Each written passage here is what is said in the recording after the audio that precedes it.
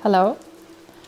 So today I would like to explore a mechanism in most of us that Freud himself would call our superego.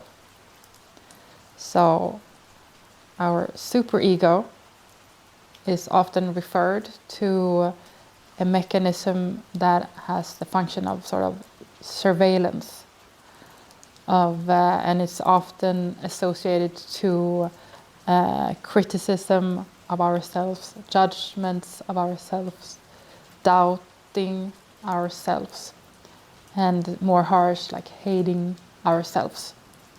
So I would like to explore that mechanism a little bit and to distinguish between when it's actually a superego pathology and when it's a superego function that actually serves you, that actually might help you.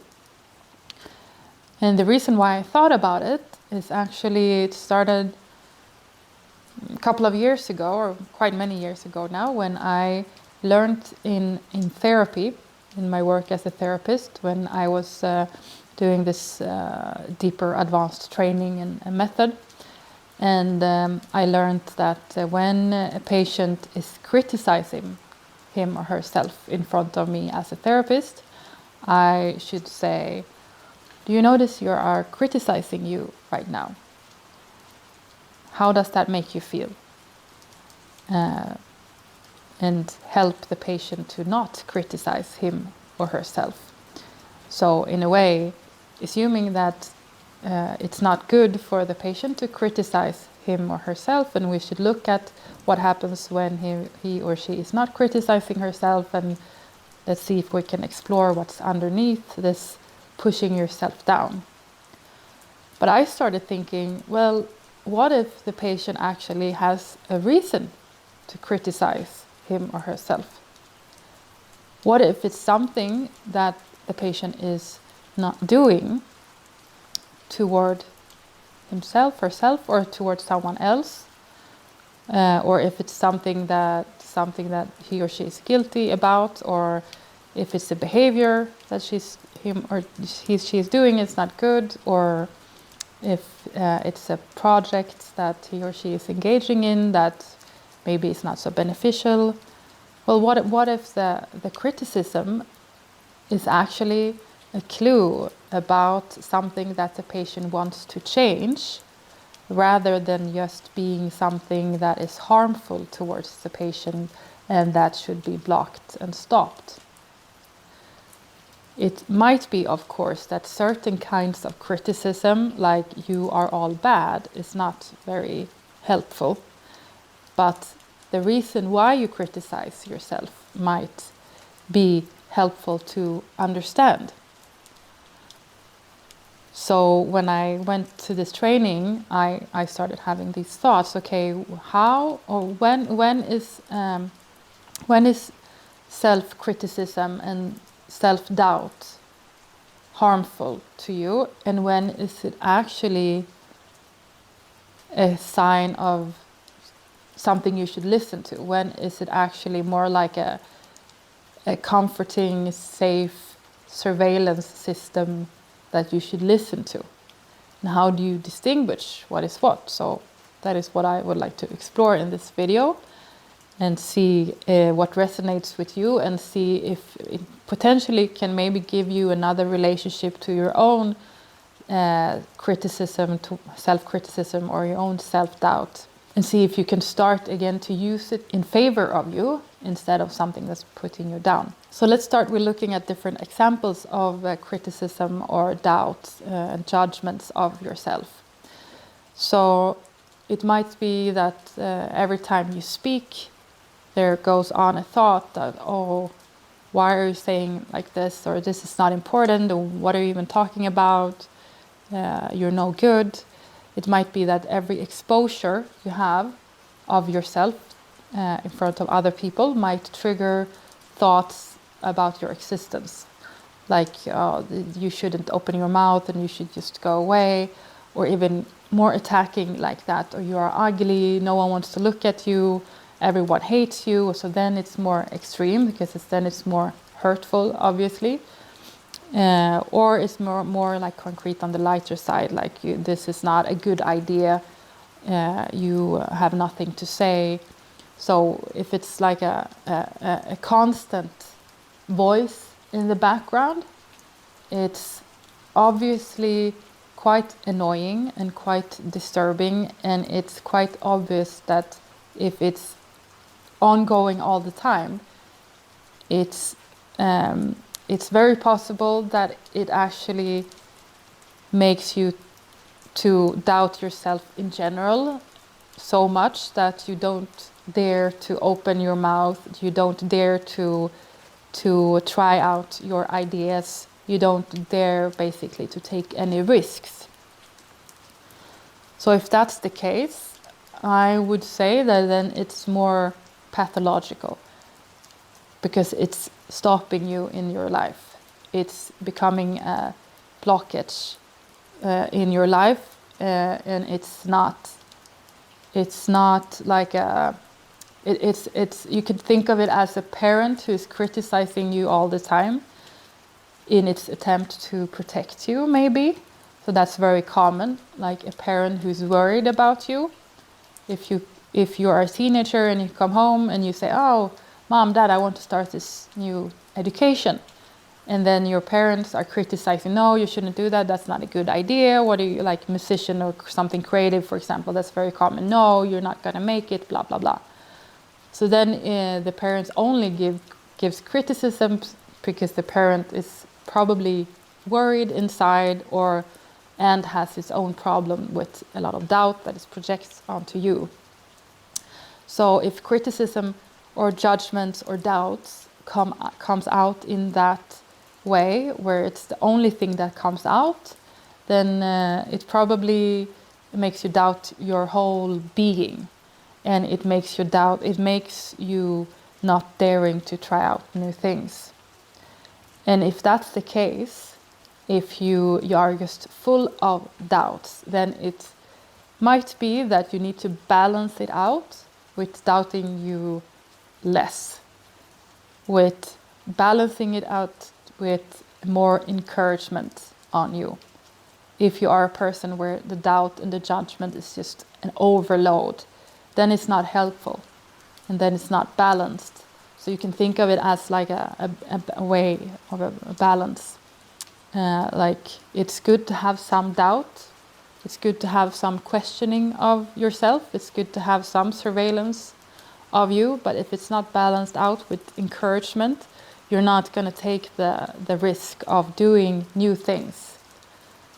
On the other hand, think of a person who has like no doubting, no criticism, no evident criticism on itself. Think of it as someone who grew up with parents who said yes to every idea.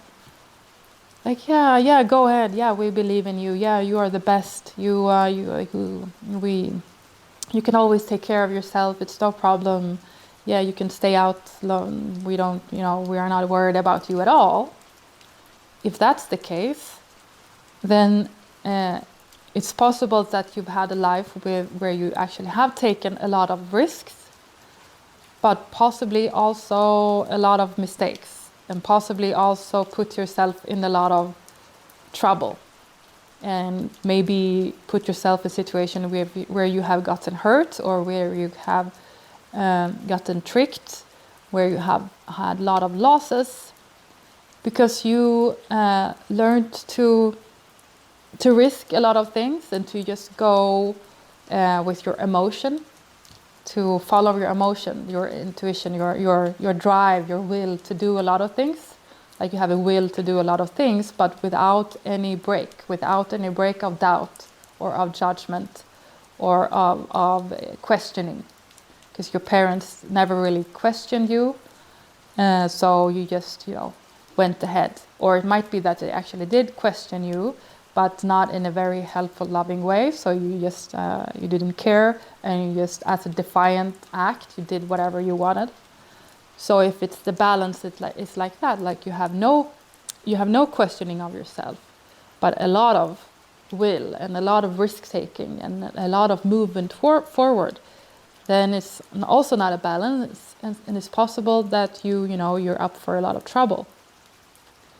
So preferably you would want a balance of risk taking, of encouragement, but also of questioning, of some doubt, of some judgmental thinking.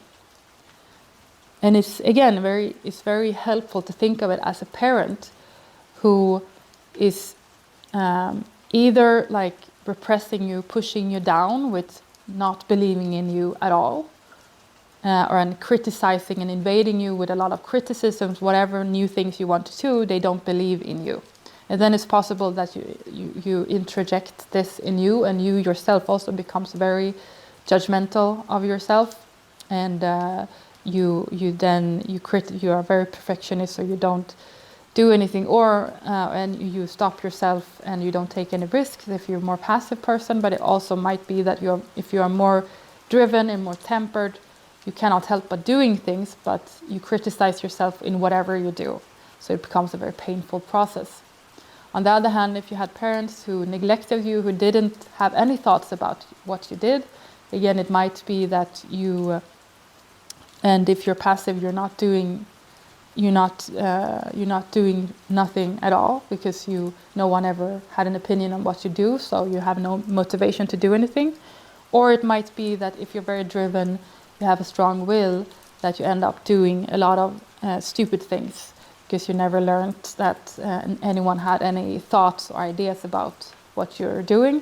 And as an adult, if someone actually is questioning you, you become very defensive because you're not used to it, and you're not understanding that it might be an act of love and help, so you're sort of dismissing it or argue with it, and it's very important for you to do it your way. So the most helpful parent for you, if you think about what would the most supportive parent be like for a kid growing up, well, presumably it would be a parent that if the kid is having new ideas, having new creative ideas, the parent is listening and is encouraging and is letting the kid have its creative ideas and encouraging it to follow their heart and encouraging it to take risks.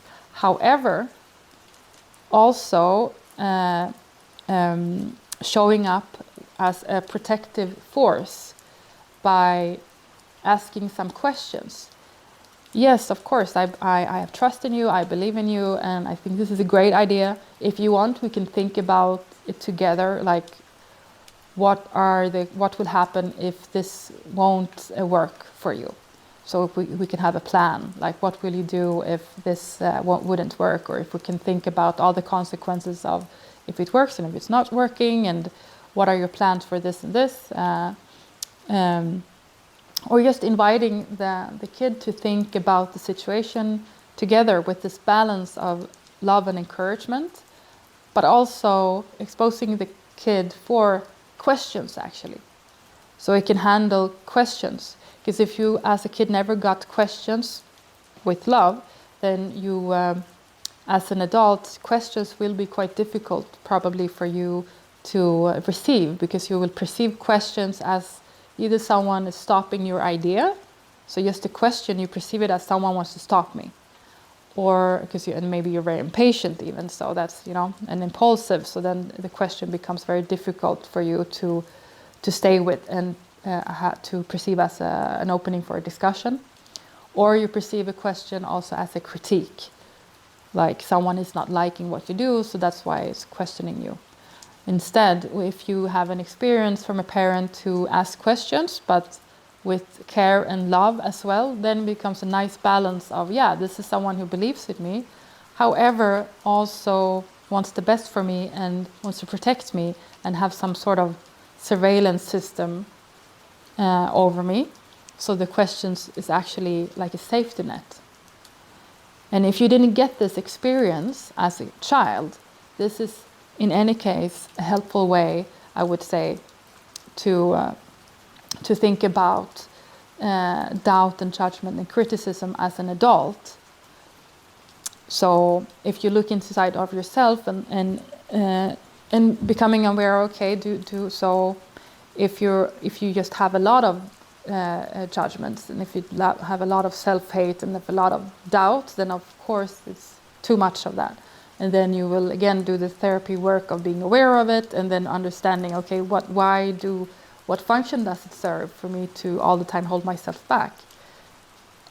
Common answers might be, well, it's more comfortable for me because it's familiar. I was treated like that when I was a kid.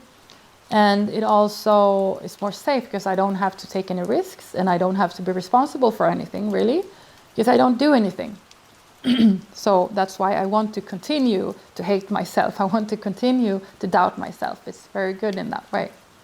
Or if you are the person who you don't doubt yourself at all, you never criticize yourself. You just believe in yourself, and maybe in the way like, oh, everything will gonna be all right, and yeah, this is no problem. Yeah, I'm gonna move on, and eventually I believe that this is gonna work out. And then you find yourself trying out a business for like 10 years, and it never really worked out. So it's very destructive, actually, that you never question yourself.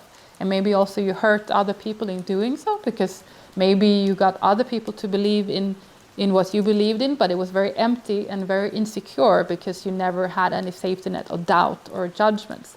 And then it's like sort of this toxic will, this toxic optimism of just moving forward without any questioning of yourself. If you're that person, then you will have to ask yourself, okay, is that true?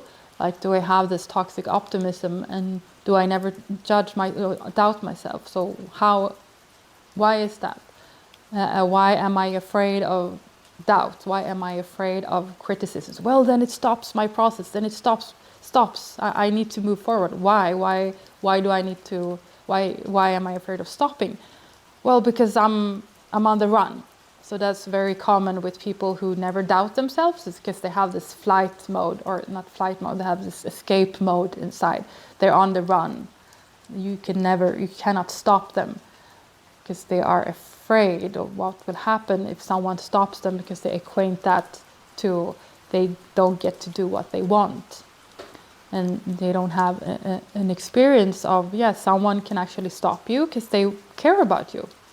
And they want to question you, and then you can move on together. So people who never question themselves is often very, independent people who just move on, and it becomes quite toxic, and it becomes that they're on the run in their life, and they're missing out, and also hurt themselves and others. So if that's you, then again, ask the question. So what triggers in me when someone stops and question me, or when I stop and doubt and question? What am I afraid of will happen if I just stop? And then see if you can sit with that for a while, okay? And start to practice to actually asking yourself questions, which is to awaken that mentalizing process in you, to have a dialogue inside of you. Probably you were not used to having a dialogue with someone growing up, and you were on your own. So first it's good to know which one of these doubting, or which one of these characters you are, someone who doubts yourself too much or not at all. If you cleared that out, like the reason why you doubt yourself too much or not doubt yourself at all, and you can start to create some balance to either bring in some more risk-taking and some more encouragement, and to really want to do that, if you're ready to let go of some of the doubt, or for the other kind of personality, to bring in some more doubt, some more judgment, some more criticism, and encourage less, and to just stop a little bit, to put on the brake, and the other one should put on the gas a little bit. And if you've started to reach that balance a little bit more, you can start to think again as doubt and judgment and criticism as a safe friend, as a safety net. So, for example, if you visualize something that you want, don't get annoyed then if you also doubt yourself, or if there also come in critique. look at it more like, okay, this is a part in me that, wants me to be safe. It's a part in me that's helping me think, and it's a part of me that's stopping me a little bit. So if you visualize your dream and it comes up some doubt, then instead of just either pushing it away or making it become the reality, yeah, it's true, I shouldn't do this. Think of it as a sign or as a hint that, okay, maybe you should think a little bit more about this, and then you think about it, and then you move on to still visualize your dream and work toward your dream, or to change something in your path on visualizing what you want. So start to use it as a resource instead of trying to get rid of it, or of using it as a clutch or something that you hold on to not take any risks. So really start to look at it as a protective part in you, as a friend. Doubt is your friend if you use it in the right way. It can be your enemy if you don't use it at all, or if you let it control you. But it can be transformed in this caring, loving, protective parent who just want to remind you to think a little bit, but then say, okay, move on, okay, go on. Maybe change this or don't change this, but move on. You should take the risk, you should still take the leap. Maybe not that direction, but in that direction, or maybe you should wait now. Now it's time to move on, to start, so that you can start to develop that inner guide, that inner wisdom, that inner trust. So eventually, when you start to get a hang of that, then it becomes like actually a friend. So you can have this dialogue between the if you can think of it as the kid in you, the creative, the optimistic, the driven kid with strong will, I want to do this or that, or with not so strong will, who's a bit like, I want to do it, but I'm scared. And then you could think of the doubt or of the judgment, of the criticism, questioning as the parent, who's like protecting, who's pushing you, but still who's making you safe during the process of doing so. So with superego, the problem is not the superego. The superego is a protective part. It becomes a pathology if we don't have contact with it. If it takes control over us, but not being present at all or being too present, then it becomes like a problem. But so when you, as with everything else, when you first are aware of what your own mechanisms and your parts in you, and then you start the dialogue between your different parts, then you can use yourself as a resource instead of being your enemy. And you can start to being your best friend, who are using every part in you very efficiently instead of it turning against you. Okay, so that's how you can think about the part in you that criticize, judge, or doubt you. That it's not about it's good or bad, it's about how you can use it in a way that supports you in the best possible way. So, what experience do you have of critique of yourself or doubt of yourself?